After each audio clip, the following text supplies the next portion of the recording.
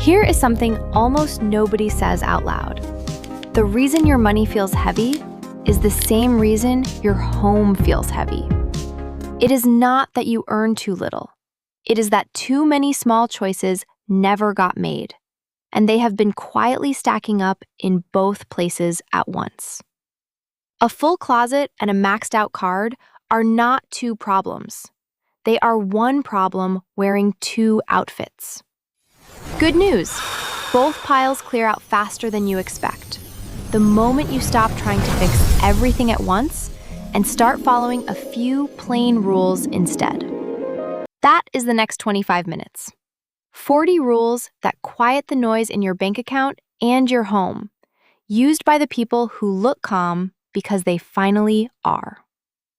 Quick disclaimer before your accountant faints. I am not a licensed financial advisor. I am a cartoon in a sequin dress who happens to know exactly where the money leaks are hiding. Think of me as the boss's daughter who got handed a microphone because her father owns the building, and then read every book in his office out of pure spite.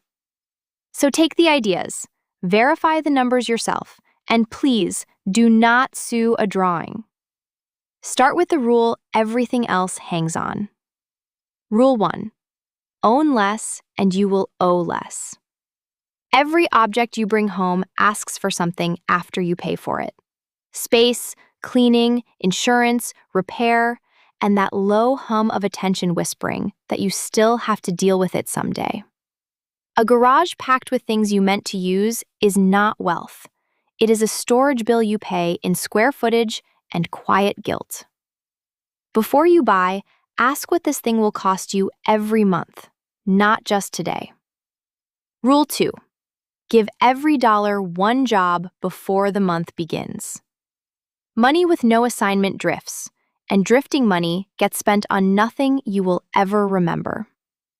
Sit down once, list what comes in, and send each dollar somewhere on paper before it leaves your account. Bills, savings, food, fun, all of it named in advance. You are not trying to predict the month perfectly. You are just refusing to let it happen to you by accident. Rule 3. Automate the parts that matter so you never have to feel motivated. Willpower is a terrible savings plan. Set your saving and your investing to move on their own the day after payday, before you can talk yourself out of it. What you want is a system that keeps working while you are tired, distracted, or having a rotten week, because those are exactly the weeks that decide everything. Rule 4. Keep your money in as few accounts as you can stand. 6 half-forgotten logins do not make you diversified. They make you confused. 1 checking account for the bills, 1 high-yield savings for the cushion, 1 place to invest. When you can see everything in a single glance, you stop making expensive mistakes in the dark. Still with me? Good. Because if a tidy closet made people rich, minimalists would run the stock exchange. They do not. So let us talk about the part they always leave out. Rule 5. Stop watching what you earn and start watching what you keep. 2 people can bring home the same paycheck and live in completely different worlds, and the difference is almost never the raise. Your savings rate, the slice of every dollar that stays with you, is the truest measure of whether you are getting freer or just busier. Even 10 or 15% held steady for years quietly builds a life that a much larger income, spent down to zero, never will. Rule 6. Move your emergency fund out of a big bank savings account today. Here is why this one stings to skip. The largest banks in the country pay about 0.01% on savings, while the top online banks pay around 4%. Picture Tobin here. He left $10,000 in his old bank and earned about $1 for the entire year. He moved that same $10,000 into a high-yield account and now earns roughly $400 a year for doing nothing but switching. The money is just as safe in both places. The only difference is that one account was awake and the other had been asleep the whole time. Rule 7. Build a small emergency fund before you chase anything else. Start with 1 month of expenses, then grow toward 3 to 6 months once the high-interest debt is handled. This is not caution for its own sake. Only about 3 in 10 Americans could cover a surprise $1,000 bill from savings, and a third would go into debt over it. A cushion is the thing that keeps one bad Tuesday from turning into 2 years of payments. Rule 8. Do not let cash sit around earning nothing. Money you are not spending soon and not investing yet still has a job, which is to earn while it waits. Idle cash in a zero-interest account is the financial version of a room full of boxes you never bother to unpack. It is not doing anything wrong. It is just not doing anything at all. Rule 9. Bank where they are not quietly reaching into your pocket. Monthly maintenance fees, overdraft charges, minimum balance penalties, all of it is money leaving for nothing in return. Plenty of online banks and credit unions charge none of it. Read your last 3 statements, circle every fee, and move your accounts somewhere that treats your money like it belongs to you. Rule 10. Put time between you and anything you want but do not need. For small wants, wait 1 day. For big ones, write the item down and wait a full 30 days before you let yourself buy it. Most urges die quietly on that list, and the ones that survive are the purchases you actually meant to make. The television you nearly bought on a Friday rarely survives to the next Friday. Rule 11. Judge a purchase by cost per use, not by the price on the tag. A $40 pair of shoes worn twice is expensive. A good coat worn every winter for 10 years is cheap. Run that quick division in your head before you pay, and the cheap impulse buys start to look like the waste they really are, while the boring, lasting things start to look like the bargains. Rule 12. Buy fewer things and buy the ones that last. 1 solid pan, 1 good pair of boots, 1 reliable bag beats a drawer full of replacements you rebuy every single year. Owning less does not mean owning worse. More often, it means owning better, because you finally have the room in your budget to choose quality one time instead of choosing cheap forever. Rule 13. Live by 1 in, 1 out. Nothing new comes home until something old leaves. A new shirt means an old shirt goes to the donation bag. This one habit keeps the clutter from silently creeping back, and it forces a small, honest reckoning at the exact moment of purchase, which is the one moment honesty is hardest. Rule 14. Unsubscribe from the emails built to make you spend. Every sale alert and back-in-stock nudge is a small machine designed to turn your calm into a purchase. You did not wake up wanting the item. Someone paid good money to remind you it exists. Cut off the reminders, and a surprising amount of your impulse spending simply disappears. Rule 15. Delete your saved card from the shopping apps. When buying takes a single tap, you buy on feeling. When you have to stand up, find your wallet, and type the numbers, you buy on need. That tiny bit of friction is one of the most effective budgeting tools you will ever use, and it does not cost a cent to set up. Rule 16. Stop shopping to fix a mood. Bored, sad, restless, or celebrating, all of it gets aimed at a checkout screen, and the lift never lasts past the doorbell. Name what you are actually feeling, and the cart usually empties itself. A walk fixes more than a package does, and it does not show up on next month's statement. Rule 17. Respect the small leaks because they are not small. Say Tobin bought lunch out 5 days a week at around $15 a time. That is close to $4,000 a year.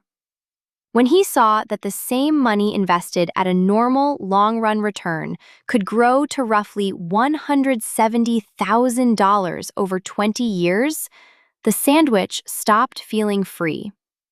He did not quit lunch. He packed it 3 days out of 5 and kept 2 for himself. And even that modest split bent the whole shape of his savings. You do not have to cut every joy. You just have to know which quiet habits are secretly the size of a down payment. Rule 18. Audit every subscription once a quarter, out loud, one by one. One survey put the average household at around $273 a month across streaming apps and memberships, and found that almost 9 in 10 people guess low. Open your statement. Read each recurring charge aloud and say whether it earned its place this quarter. The ones you hesitate on are already telling you the answer. Rule 19. Cancel anything you have not touched in 30 days. Not next month, not after you use it one more time to justify keeping it. Now. The gym you visited twice in January, the app you have not opened since spring, the service you forgot was even charging you. Companies quietly count on your forgetting. That forgetting is their entire business model. Rule 20. For the 2 or 3 subscriptions you genuinely love, pay once a year instead of every month. Annual billing is usually cheaper, and it forces one honest decision a year, rather than 12 invisible ones. You feel the full cost, you weigh it, and you choose on purpose, instead of leaking small amounts you never really sat down and decided to spend. Rule 21. Attack high-interest debt like your peace depends on it, because it does. The average credit card now charges around 22% to people who carry a balance. Watch what that actually does. Tobin carried $5,000 and paid only the minimum. On that path, he would spend more than 11 years clearing it and hand the bank almost $9,000 in interest on top of the original 5. He raised his payment to $250 a month and was finished in a little over 2 years for around $1,300 of interest. The debt was identical. What changed was the size of the payment and the number of years he let it own him. Rule 22. Never carry a card balance you could have paid off. A credit card is a genuine convenience, right up until the day you do not clear it. And then, it becomes the most expensive money in your entire life. If you cannot pay it in full this month, treat the card as switched off until you can. Living on cash for a stretch is not a punishment. It is a reset. Rule 23. Use one card, not 5. One statement, one due date, one set of rewards you actually understand. Juggling a wallet full of cards is how due dates get missed and interest quietly sneaks back in.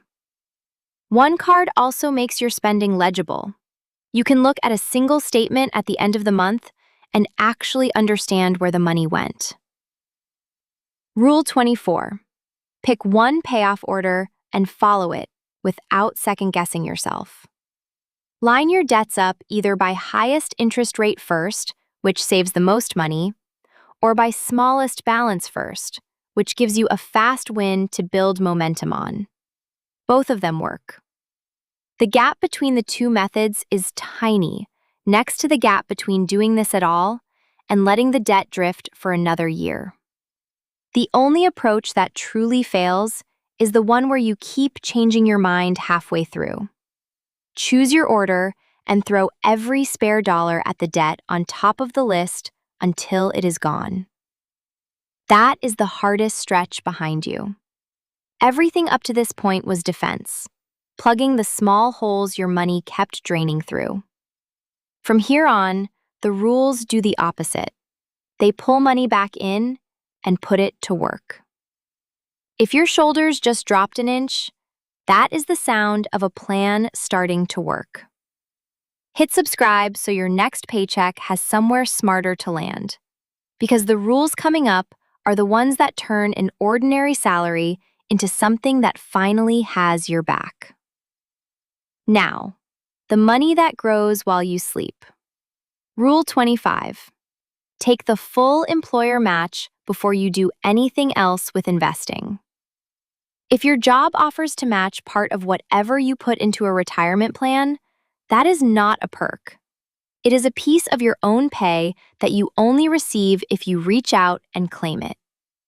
On a $60,000 salary, a common match can hand you around $1,800 a year, entirely free. Leaving it there is a raise you are quietly turning down every month. Rule 26. Automate your investing so it happens before you can feel it leave. The same trick that builds your savings builds your wealth. Set a fixed amount to move into your investments on payday, then let it run completely untouched. Money you never see land in your checking account is money you never learn to miss. And money you do not miss is money that gets to keep growing. Rule 27. Buy the whole market instead of chasing the winner. A low-cost index fund holds hundreds of companies at once, which spares you the impossible job of guessing the one stock that beats them all. Over the long run, the broad market has returned about 10% a year on average before inflation, and closer to 7% after it, across nearly a century of data. The hot stock everyone is talking about is already priced for the hype by the time it reaches you. The index just quietly owns a slice of whichever companies end up winning. Rule 28. Watch the fees, because 1% is not the harmless little number it pretends to be. Say you have $100,000 invested for 30 years. A fund charging a fraction of a percent versus one charging a full percent does not cost you a rounding error at the end. It costs you more than $180,000, money that flows to the fund company instead of into your account. Cheap index funds exist for exactly this reason. Rule 29. Fill your tax-advantaged accounts in a simple, fixed order. First, put enough into your workplace plan to grab the entire employer match. Next, feed a Roth account, where your growth comes out tax-free later in life. Then circle back and add more to the workplace plan. A Roth is money you have already paid tax on, so it grows and comes out later without the government taking a second bite, which is a rare and valuable thing. Almost no one gets near the yearly ceilings, and that is perfectly fine. The order is what matters, not the maximum. Rule 30. Stop checking your portfolio every single day. Watching it swing hour to hour only tempts you into selling at the worst possible moment. The people who do best are usually the ones who set the whole thing up well and then mostly leave it alone. A down year is not a signal to run for the exit. It is the sale price, and the automated investor keeps calmly buying straight through it. Check a few times a year and go live your life the rest of the time. Rule 31. Start now, because time does far more of the work than money does. A person in their 20s who invests $200 a month and never raises it can reach about $244,000 in 30 years, having put in only $72,000 of their own.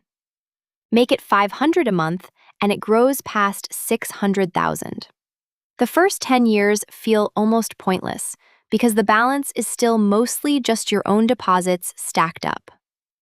The last 10 years are where it stops looking like saving and starts looking like a fortune, because by then, the growth is busy earning growth of its own. The best day to begin was years ago.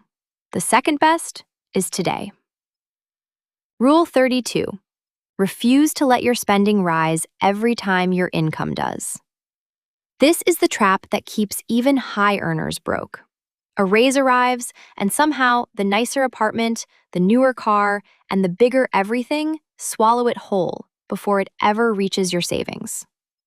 Instead, send most of every raise straight to your savings rate before your lifestyle even notices it exists. Grow your income while you hold your costs flat, and the widening gap between the two becomes your freedom. Rule 33. Keep your housing to a sane share of what you earn. Rent or a mortgage is the single biggest number in most budgets, which makes it the one place where a good decision quietly pays you back for years, and a bad one traps you for just as long. A rough guide is to keep it closer to a quarter or a third of your take-home pay than to half. Stretch here, and every other rule on this list gets harder. Stay reasonable here, and everything else has room to breathe. Rule 34. Apply the capsule idea to your biggest categories. A smaller wardrobe of pieces that all work together means less money spent, less laundry, and less time standing in front of a closet feeling stuck. The same logic runs through a kitchen stocked with only the tools you actually use. Getting dressed stops being a decision. Cooking stops being a scavenger hunt. The calm you feel is really just the absence of a dozen tiny frictions you had stopped noticing. Rule 35. Spend on time before you spend on more things. The purchases that make people happiest are usually the ones that hand back an hour or remove a headache, not the ones that fill another shelf. If money can delete a chore you dread or shorten a commute that drains you, that is often the single richest way you will spend it all year.